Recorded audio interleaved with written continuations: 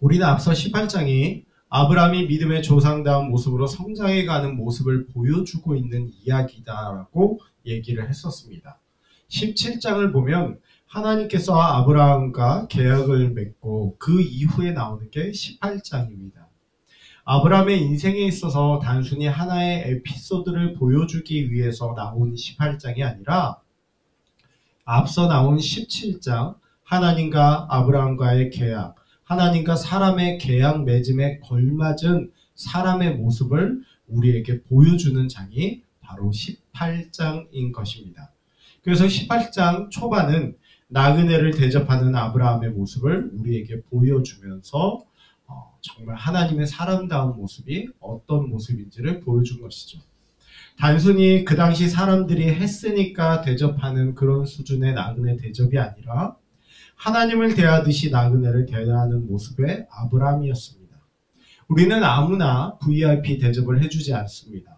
그러나 아브라함은 힘없고 연약한 처지에 있는 이들을 귀한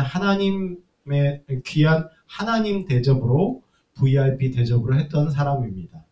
이것이 믿음의 조상에 어울리는 모습이라고, 하나님과 계약을 하는 믿음의 조상에 어울리는 모습이라고 성경이 우리에게 말해주기 위하여 18장이 있는 것입니다. 오늘날 교회에 정치인 같은 사람들이 방문을 하면 자리에서 일으켜 세워서 성도들 앞에서 VIP 대접을 해주는 모습을 우리는 종종 보곤 합니다. 교회는 그 당시 가장 밑바닥에 힘없는 이들을 VIP 대접을 해주는 곳이 되어야 된다는 것, 우리는 아브라함의 모습을 통해서 배울 수가 있습니다. 오늘은 18장의 두 번째 부분을 보려고 합니다. 두 번째 이야기 또한 아브라함이 믿음의 조상다운 모습을 보여주는 장면입니다.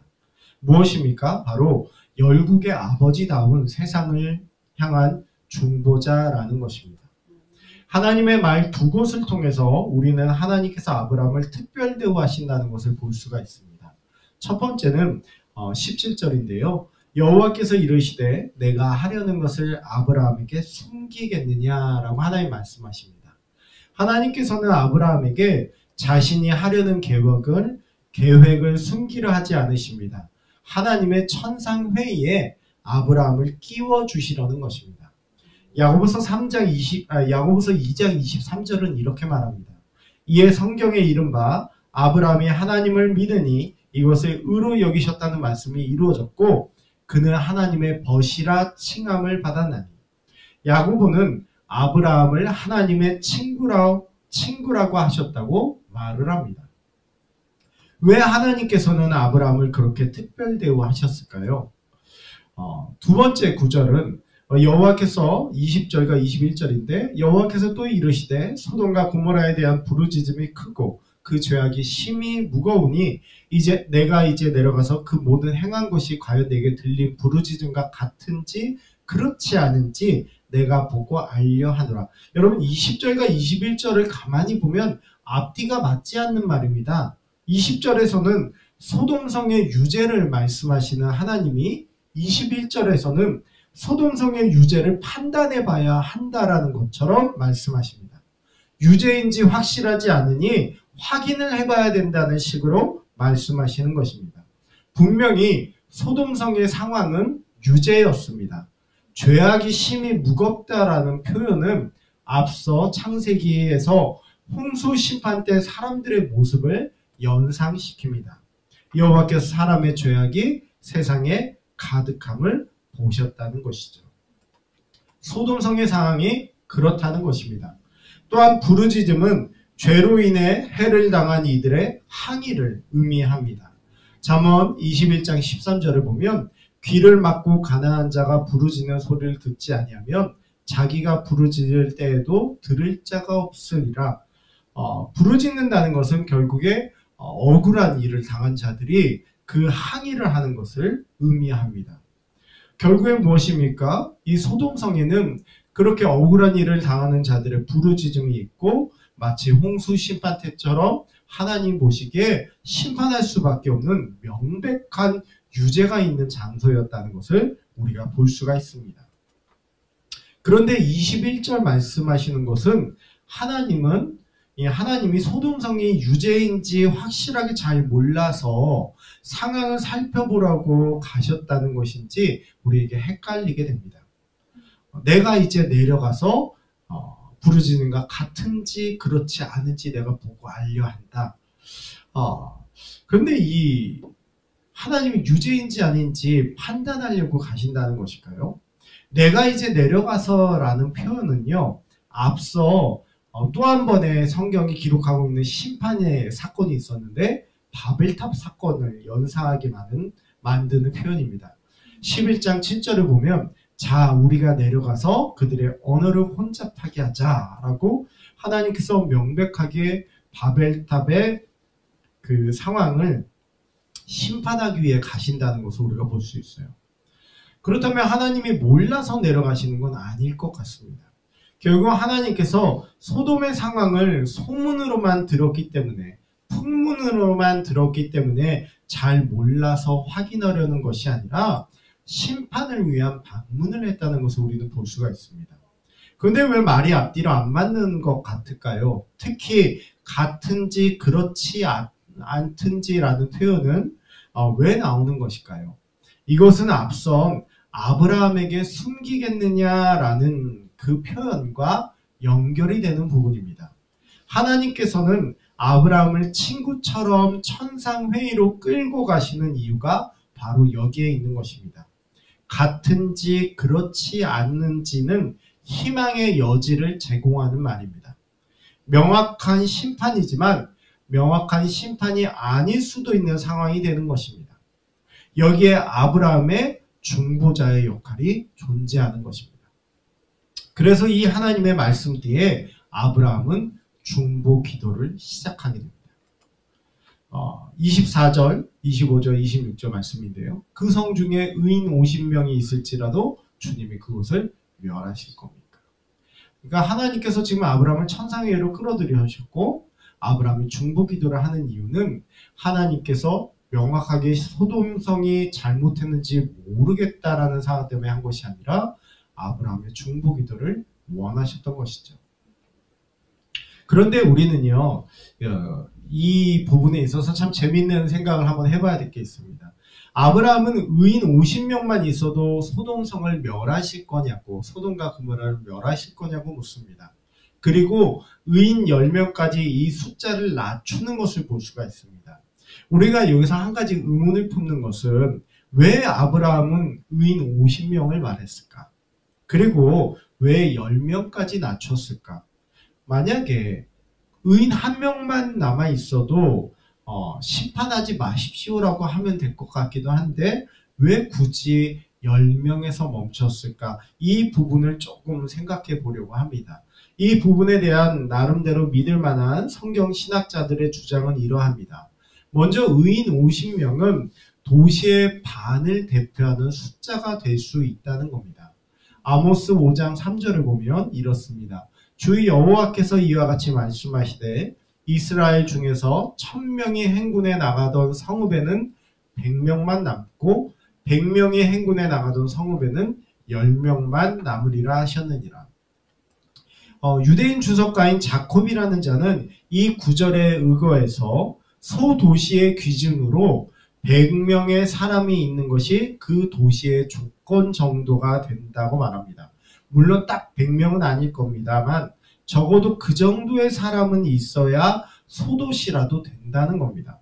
그렇다면 100명의 사람이 있을 때 50명은 그 도시의 절반이 되는 것입니다. 그런데 그 도시의 절반이 의인이라면 그 공동체가 멸망되는 것은 부당한 것이라는 주장입니다. 이 아브라함의 주장은 상당히 구약의 보편적으로 있는 사상이었습니다. 악인과 의인을 동일하게 대해서는 안 된다는 사상 말입니다. 신명기 25장 1절입니다. 사람들 사이에 시비가 생겨 재판을 청하면 재판장은 그들을 재판하여 의인은 의롭다 하고 악인은 정죄할 것입니다. 만약에 다툼이 있을 때 의인에게는 의롭다 해줘야 되고 악인에게는 정죄를 해야 된다는 겁니다. 의인과 악인을 혼합할 수 없다는 거예요. 그러니 악인으로 인해서 의인이 피해를 받으면 안 되기에 절반이나 되는 의인이 있다면 멸망당해서는 안 된다는 것입니다. 그렇다면 우리는 이 질문도 던질 수 있습니다. 왜 아브라함은 10명에서 중보기도를 멈췄는가라는 것입니다. 10명은 더 이상 줄어들 수 없는 마을의 최소의 공동체로 보는 것이 가장 설득력 있는 주장입니다. 앞서 아모스 5장 3절도 이에 대한 좋은 참고가 될 것 같습니다. 100명이 행군에 나가던 성읍에는 이 마지막 최후로 남는 게 10명이라는 것이죠. 또한 유대 전통에서도 이 회당 예배의 최소 인원을 10명으로 보았습니다. 현재 우리 교단에서도 교회를 이루는 최소 인원을 15명으로 이야기를 합니다. 그렇게 최소 이 인원은 있어야 적어도 그곳이 어느 한 공동체라고 말한다는 것이죠. 유대학자 사르나 또한 이 10명은 효과적인 사회를 구성하는 데 가장 작은 숫자라고 말합니다. 그렇다면 공동체로서 최소의 숫자인데 그 공동체에 있어 그 최소의 숫자도 갖추지 못한다면 더 이상은 아브라함으로서도 요구할 수 없는 부분이 된다라는 것이죠. 나름대로 어느 정도 일리 있는 주장이라고 하겠습니다. 혹시 그렇다면 그 공동체에 10명보다 적은 숫자의 의인이 있으면 어떻게 될 것인가? 우리 그 질문을 던져볼 수도 있습니다. 10명도 안 되는 공동체라면, 의인이 10명도 안 되는 공동체라면 어떻게 해야 할 것인가? 그 질문에 대답해 주는 게 바로 소동성의 롯의 이야기입니다. 공동체의 최소 구성의 10명도 의인이 되지 않는 곳이라면 더 이상 그 공동체는 남아있을 이유가 없다는 것입니다. 우리는 그저 그 의인이 속한 최소 단위의 가정만 살아남을 수 있다는 거죠. 앞서 우리는 노아의 홍수 때도 같은 모습을 보았습니다. 죄가 세상에 관영해 있었고 의인이라고 찾아볼 수 있는 것은 노아밖에 없었습니다. 그럴 때 노아와 그의 가족인 가장 최소의 단위 외에는 더 이상 공동체가 유지될 수 없었다는 것을 볼 수가 있는 것이죠.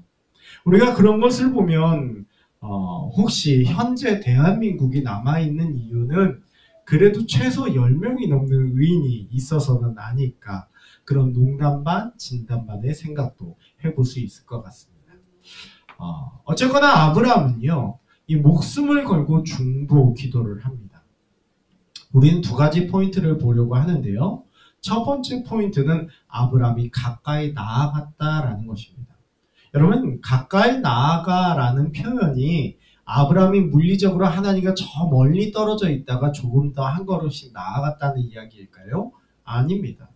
여기서 가까이 갔다는 그런 표현이 아니라 이 표현은 성경에서 말하는 자가 특별한 관심으로 어떤 강구를 시작하는 경우를 말할 때 쓰는 표현입니다. 그러니까 아브라함이 가까이 나아갔다라는 얘기는 하나님 앞에 정말 특별하게 엎드려서 중보 기도를 시작했다라는 것을 우리가 볼 수 있는 것이죠. 또한 두 번째 부분인데, 아브라함이 의인 50명을 이야기할 때는 나름대로 근거가 있었습니다. 왜냐하면 공동체의 절반인데 그것 때문에 공동체가 사라지는 건 하나님의 정의에 맞지 않다라는 것이죠.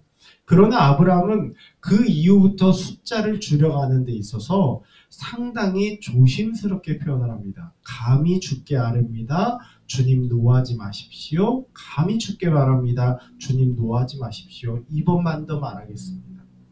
아브라함의 말들을 보면 상당히 조심스러워한다는 것을 우리는 볼 수가 있습니다. 감히 신에게 누가 이렇게 말장난하듯이 계속해서 조건을 바꿀 수 있겠습니까?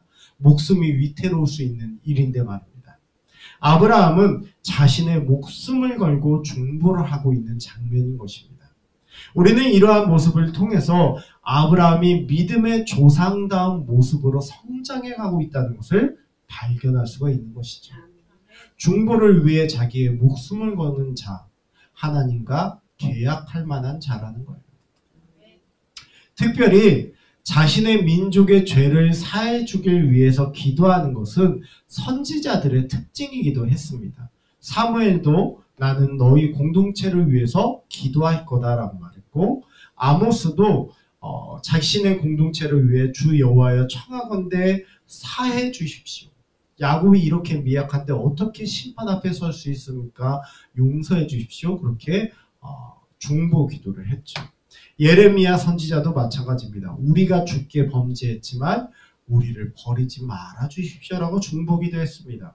하지만 여러분, 아브라함의 중보 기도가 다른 선지자보다 뛰어나다고 믿음의 조상답다라고 말할 수 있는 이유가 있습니다. 다른 선지자들의 기도도 참 뛰어나지만 아브라함의 기도가 뛰어난 이유가 있습니다. 왜냐하면 그의 기도는 자신의 민족을 위한 기도가 아닌 소돔을 위한 기도였다는 점입니다. 내 가족, 내 나라, 내 교회 식구를 위한 중보 기도가 아니라 악인을 위한 중보 기도, 원수를 위한 중보 기도였다는 점이 그를 일반 선지자들보다 더 크게 보이도록 합니다. 사실 소돔은 아브라함의 원수 같은 이들이기도 합니다. 창세기 14장을 보면 소돔 연합군과 저쪽 메소포타미아 연합군의 전쟁이 일어났을 때 아브라함이 자신의 목숨을 걸고 소돔성 사람들을 구해왔습니다. 그때 소돔 왕은 배은망덕한 행동을 아브라함에게 보여주었었죠. 아브라함에게 은혜를 입었지만 배은망덕하게 행동했었습니다. 하지만 아브라함은 여전히 그 소돔성을 위해서 기도하고 있는 것입니다. 이 부분이 상당히 중요한 포인트라고 우리는 말할 수가 있습니다.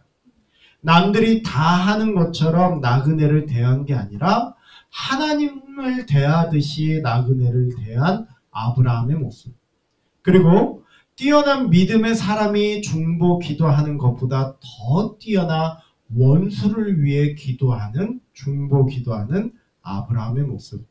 이 18장에 이러한 아브라함의 에피소드를 집어넣은 이유는 단순히 그냥 그의 삶에 그런 이야기가 있었더라라고 말하기 위함이 아니라 이 17장에 하나님과 사람이 감히 계약을 맺을 수 있다. 거기에 그 믿음의 조상다운 자가 어떠한 자로 성장해 가는지를 보여주기 위한 부분인 것입니다. 이러한 모습은 이러한 모습을 18장이 보여주면서 하나님의 약속에 걸맞는 믿음의 조상으로 성장하고 있는 아브라함임을 보여준다는 것이죠. 우리가 다시 한번 18절로 좀 돌아갔으면 좋겠습니다. 하나님께서 아브라함을 특별하게 대하셨어요. 되게 특별하게 대하셨습니다. 소돔성을 향한 심판을 하실 때 아브라함 사람을 불러다가 함께 논의하시는 분이 하나님이셨어요. 근데 그 하나님이 아브라함을 향해서 무엇을 말씀하셨냐면 이렇게 말씀하십니다. 천하 만민은 그로 말미암아 복을 받게 될 것 아니냐라는 거예요. 하나님께서 아브라함을 천상회의로 부르실 만큼 그를 특별 대우하십니다. 왜 그럴까요? 여기에는 하나님이 원하시는 모습이 있습니다. 천하 만민은 그로 말미암아 복을 받게 될 것이 아니냐. 우리 노블레스 오블리주라는 말이 있지 않습니까? 또 큰 힘을 가진 자에게는 큰 책임이 따른다라는 말도 있지 않습니까? 하나님께서 아브라함을 특별 대우하시는 이유는 아브라함이 해야만 하는 책임이 있다는 겁니다. 바로 열국의 아버지다운 모습이 있어야 된다는 것입니다. 하나님이 이러한 것을 아브라함에게 바라셨기에 그를 천상회의에 초대하셨고 아브라함에게 이런 모습이 필요함을 말씀하신 것입니다. 교회는 하나님께서 특별하게 대하시는 곳입니다.